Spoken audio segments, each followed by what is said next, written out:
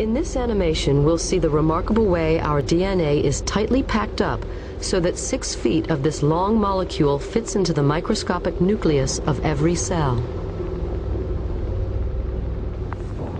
The process starts when DNA is wrapped around special protein molecules called histones. The combined loop of DNA and protein is called a nucleosome. Next, the nucleosomes are packaged into a thread. The end result is a fiber known as chromatin.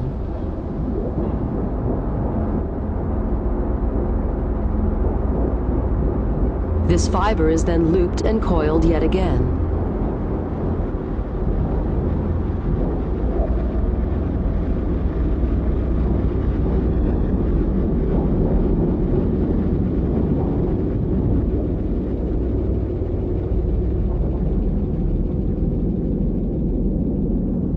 Leading finally to the familiar shapes known as chromosomes, which can be seen in the nucleus of dividing cells.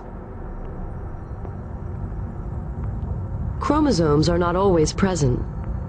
They form around the time cells divide when the 2 copies of the cell's DNA need to be separated.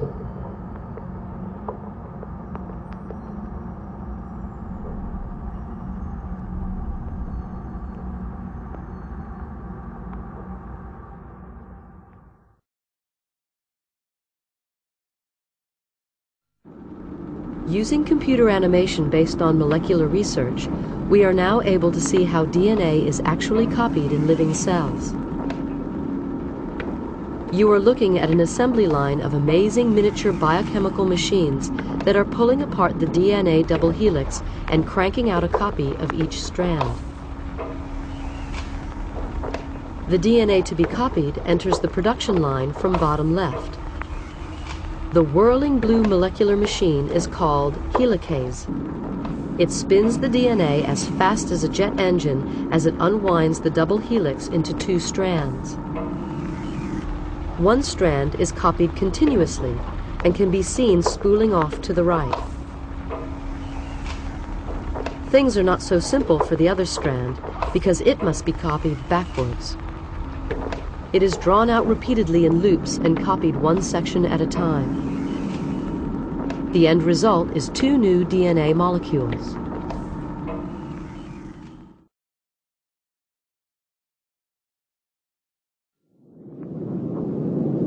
What you are about to see is DNA's most extraordinary secret: how a simple code is turned into flesh and blood. It begins with a bundle of factors assembling at the start of a gene. A gene is simply a length of DNA instructions stretching away to the left.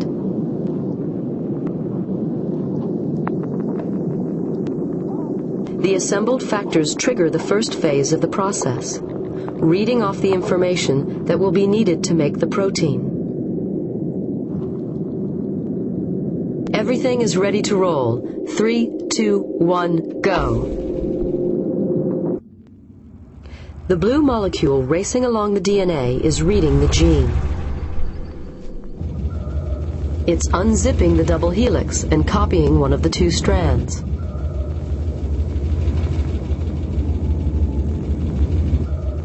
The yellow chain snaking out of the top is a copy of the genetic message, and it's made of a close chemical cousin of DNA called RNA.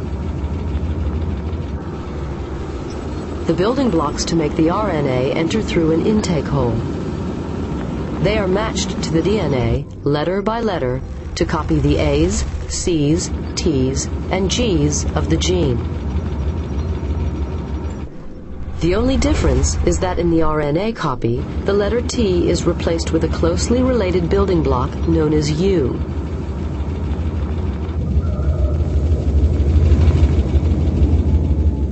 You are watching this process, called transcription, in real time. It's happening right now in almost every cell in your body.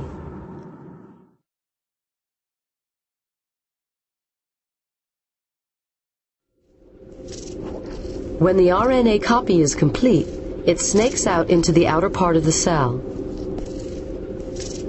Then, in a dazzling display of choreography, all the components of a molecular machine lock together around the RNA to form a miniature factory called a ribosome.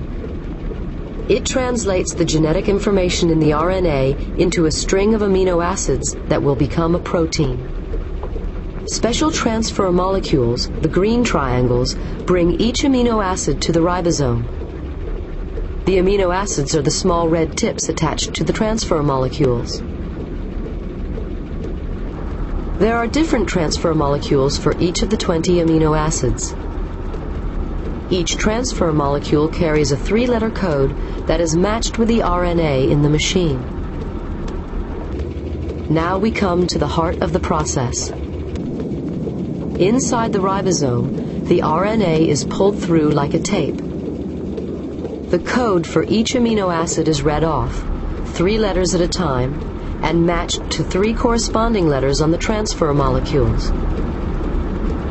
When the right transfer molecule plugs in, the amino acid it carries is added to the growing protein chain. Again, you are watching this in real time.